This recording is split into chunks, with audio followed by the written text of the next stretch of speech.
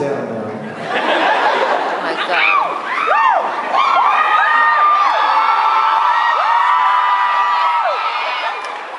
Thank you so much. I am excited to be at ScholarCon.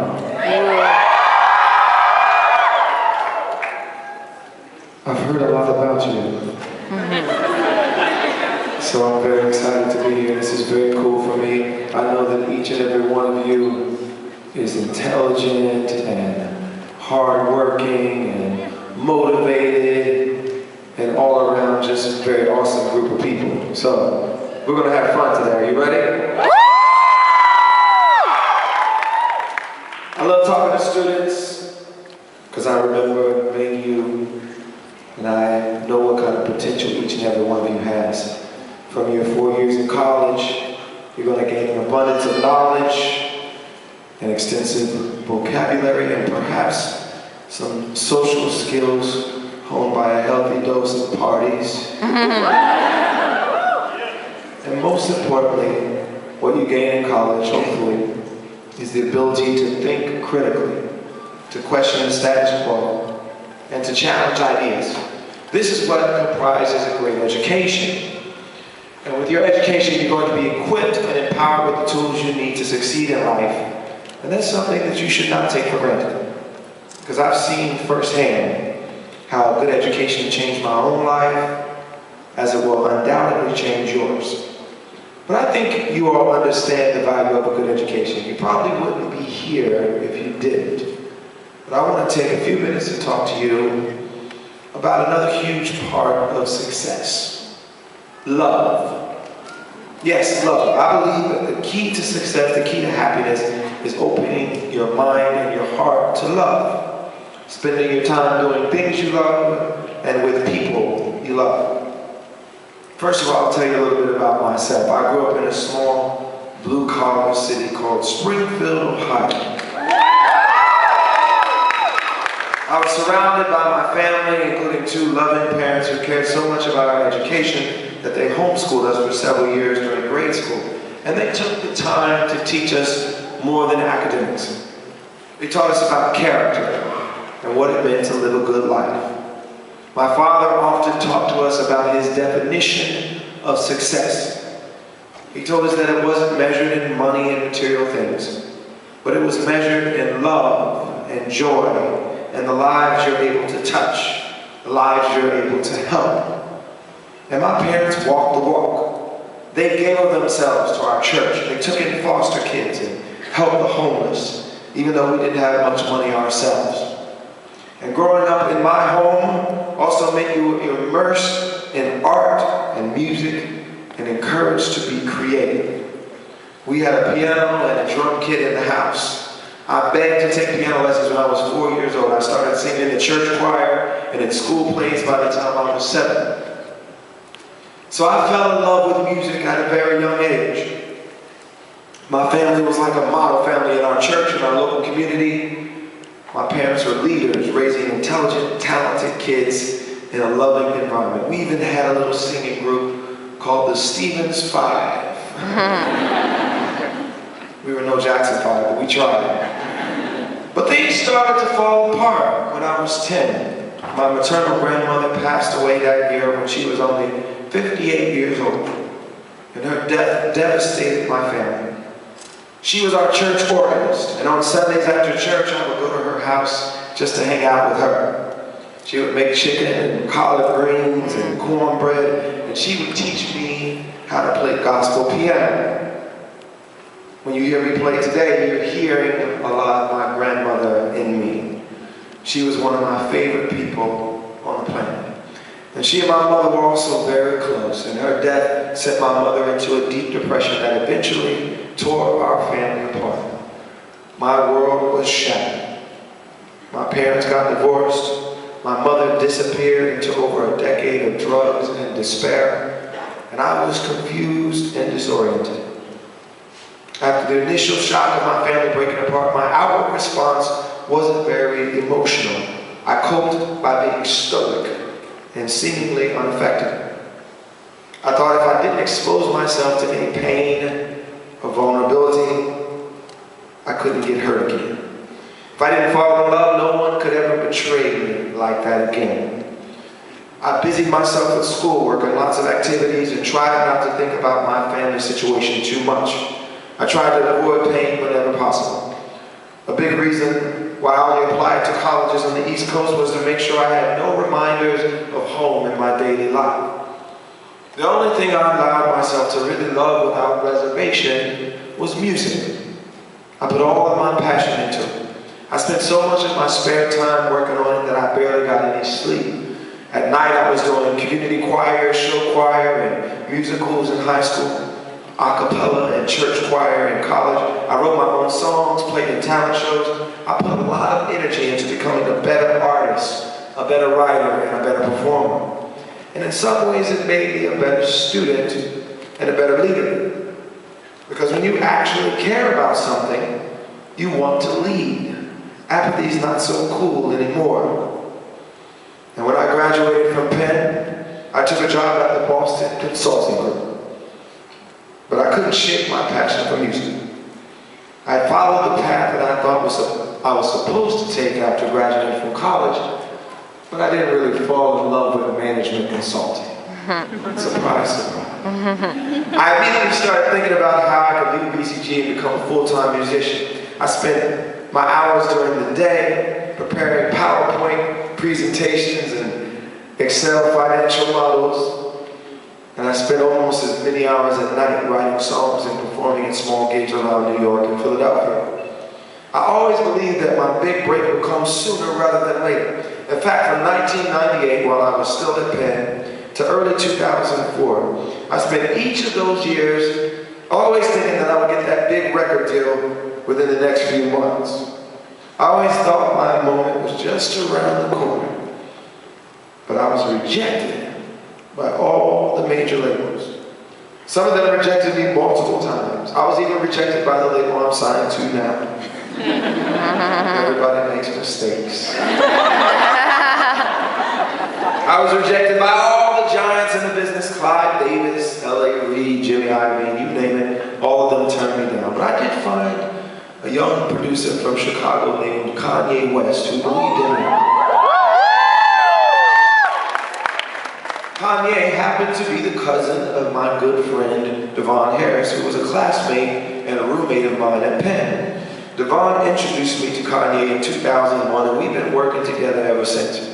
Now, our collaboration has been a huge part of my career, and it had a lot to do with me finally getting a major recording contract in 2004.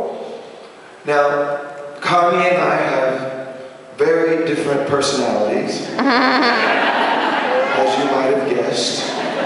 But what unites us is our true love for music and art. We love to create, and at no point in our creative process do we stress about what's going to sell or what's already popular. We think about making something beautiful, something special, something we can be proud of. We truly do this because we love. We put all of ourselves into it. And it turns out that love requires that level of commitment from you. Half doing it is not doing it right. You have to go all in. And yes, your personal relationships require that too.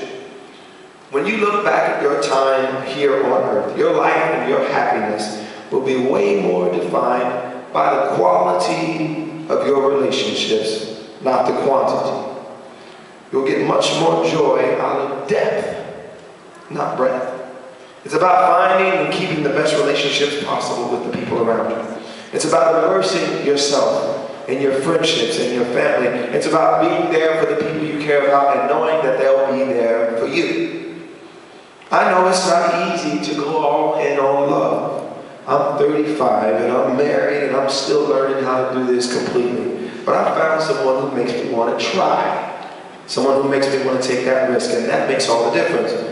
Now, I've already talked about the power of love in your work and in your personal lives, but I also want to talk about how love changes the world. There are 7 billion other people out there.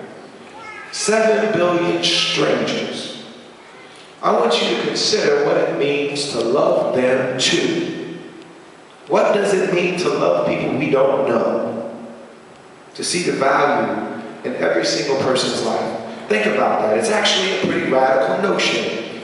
It means that your daughter or son, your neighbor's daughter or son, and the daughters and sons of people who live thousands of miles away, all deserve the right to life, liberty, and the pursuit of happiness. It means they all have value.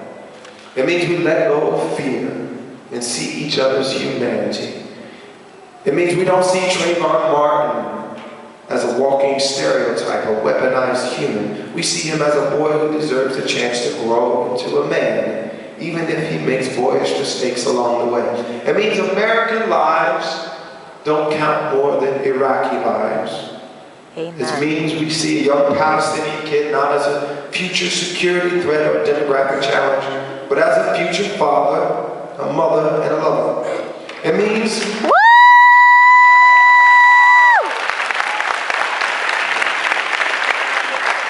that the nearly 300 kidnapped girls in Nigeria aren't just their problem. They're our girls too. It's actually quite a challenge to love humankind in this way. It's a challenge we're all trying to live up to. Professor Cornel West gives us a word for what this kind of love looks like in public. That word is justice. If you're committed to loving in public, it means that you have to open your eyes to injustice, to see the world through the eyes of another. This is not a passive activity. You have to read. You have to travel to other neighborhoods and other parts of the world. You may have to get your hands dirty. You have to allow people to love you, and you have to love them back. Now, as I became a successful musician, I wanted to use my power and my resources to make the world better. As I was thinking about my role, I read a book called The End of Poverty by Professor Jeffrey Sachs, and I was deeply moved. I read about the devastating conditions experienced by those living in extreme poverty, but I also read about the attainable possibility of us ending extreme poverty within our lifetimes. And we've actually made a lot of progress in that realm over the last 10 or 20 years. So when Professor Sachs invited me to join his team on a trip to Africa to see their work firsthand, I jumped at the chance. For the first time there, I saw what it's like to live on less than $1 a day. Now, as I said, I didn't grow up with a lot of money, and my family struggled at times, but that was the first time I had witnessed that kind of poverty. And I simply couldn't accept that as the way it had to be. I had to do something. That experience inspired me to start the Show Me campaign, an organization whose mission is to break the cycle of poverty through solutions that have been proven to improve people's lives and to give them the opportunities to survive, thrive, and succeed. Now, while we were in Ghana with Professor Sachs' team, my team and I met a young girl named Rose, who was from a small, impoverished village. When you're working with development organizations and visiting the communities they work in, you're not really supposed to single out one child to fall in love with. You're supposed to stick to the program and focus on the interventions that lift the community as a whole. But we couldn't help it. We fell in love with Rose. Something about the spark in her eyes and her indomitable spirit made us want to go the extra mile to help her. So we decided to use our own personal funds to sponsor her tuition to secondary school. And we've stayed in touch with her over the past 7 years, and we're so proud of what she's done individually. But we're also happy that she's inspired us to formalize and expand our scholarship program to many girls in communities like hers throughout several countries in Africa. Communities where the parents often invest in the boys' secondary education, but don't do the same for the girls. Now, in my travels around the world, I've looked in the eyes of many young girls and boys from Africa to Southeast Asia to Harlem, kids who have big dreams and needed someone to believe in them and invest in their future, in their education. What would our schools look like if we were committed to love in public? If we cared about every kid in our school system, we would make sure they didn't go to school hungry. We would make sure they had proper health care and counseling. We would make sure they had excellent teachers in every classroom. We would make sure we weren't unfairly suspending them and criminalizing them for minor behavioral problems. We make sure all of them had the resources they need. And believe it or not, this isn't just a challenge in developing countries. This is a major challenge in the United States right now. Among the developed countries, we're not even in the top 10 for high school graduation rates. Now, while that statistic is unsettling enough on its own, consider that just 10% of our schools are responsible for 50% of the dropout students. And of course, those schools are concentrated in our communities that have the least resources, our poorest communities, the communities that are most in need of the transformative power of a good education. These schools are sometimes referred to as dropout factories, and they often reinforce the school-to-prison pipeline. These are tragic monikers and tragic statistics, but unfortunately, they're too often reality in these young people's lives. And unfortunately, these so-called dropout factories are helping to perpetuate the cycle of poverty in low-income communities. To put it bluntly, the education system in the United States is broken. Many of our schools are literally and figuratively crumbling. And we're not giving kids, especially low-income kids, the chance to succeed, to make it through high school, let alone be where you are and go to college. Educational inequality. It's the sad yet changeable reality that where a child is born and how much money that child's parents make determine the quality of his or her education and life prospects. As it stands, a good education in the United States of America, one of the wealthiest and most powerful nations on this earth, remains a gift for some when it should be a right for all. This should be a call to action for any of us who are committed to social justice, for any of us who are committed to love in public. This month marks the 50th anniversary of the Civil Rights Act of 1964. In that vein, I echo the remarks of a famous politician who took some huge political risks to champion civil rights in the thick of the 1960s battle. In between the passage of the Civil Rights Act and the Voting Rights Act, President Lyndon Baines Johnson delivered the 1965 commencement address at Howard University in Washington, D.C. He called the speech to fulfill these rights. And acknowledging the importance of civil rights legislation, President Johnson stressed that these newly enshrined rights were only the foundation of the work to be done. In his words, this is the next and the more profound stage of the battle for civil rights. We seek not just freedom, but opportunity. We seek not just legal equity, but human ability. Not just equality as a right and a theory, but equality as a fact and as a result. What President Johnson was saying was that we needed to make sure everyone in this country had the opportunity to take full advantage of the new civil rights they had just technically been granted. You can say that all people are created equal. You can say you're the land of opportunity. But with severe educational disparities, with schools crumbling in some neighborhoods and gleaming in others, there's no way that we can say all people have an equal shot at the American dream. President Johnson's call to action rings true today. And frankly, his aspirations remain unfulfilled. And that's why I firmly believe that educational inequality is a civil rights issue of this generation. We've got to strive to make equality in education a reality, not just an aspirational slogan. So where do you come into the picture? Well, I'll give you a hint. It has something to do with that education that you're receiving right now. I'm looking out across this amazing crowd, and I see potential in each of you. You have the power of education at your disposal. You are empowered to be great leaders. You are equipped to succeed in your studies, your internships, your hobbies, your relationship. One of the greatest things about an education is that it gives you control over your own destiny. With that in mind, I'm not going to tell you what to do, but I will urge you to embrace that autonomy, embrace that control, use that power for good. Take a look at your resources, your extracurricular activities, your summers, your vote, your voice, your money, even the way you use social media, and consider applying some fraction of that towards a good cause that is close to your heart. If you choose to do so, you will be making a positive impact and leaving a lasting impression on the world. And I did the same thing. I took a look at my life and the resources and influence I had a few years back, and I found my own way to push for change in the world.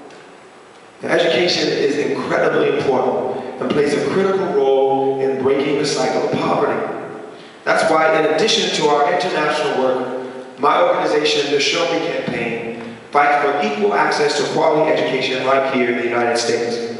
You can learn more about what we do at showmecampaign.org. And we're lucky to have many inspiring partners in the campaign for education reform. I'm on the board for Teach for America, an amazing organization that recruits top college graduates to teach in some of our most challenged urban and rural schools for 2 years. Teachers are so important, and we need to continue to recruit some of our best and brightest young people to commit to giving back in this way. Not only does Teach for America put highly motivated, effective young teachers into classrooms across the country, it produces lifelong leaders in the fight to ensure educational opportunity for all. They strive to close the achievement gap by concentrating many of their teachers in our lowest performing schools with our most challenged student populations. And what I love about TFA is that they convince some of our brightest college graduates, people like you're going to be, to commit at least a portion of their careers to giving back and creating opportunity for those who need it most. Now, I would be elated if some of you left this conference wanting to do just that.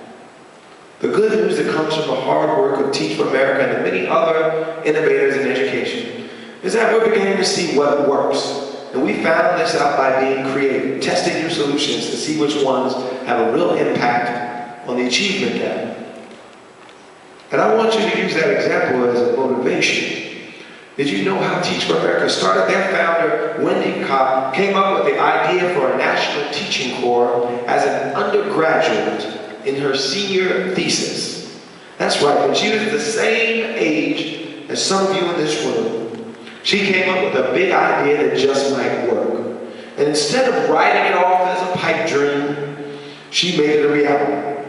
Now she runs one of the country's most influential organizations in the fight to end educational inequality. And there's a lesson for all of us.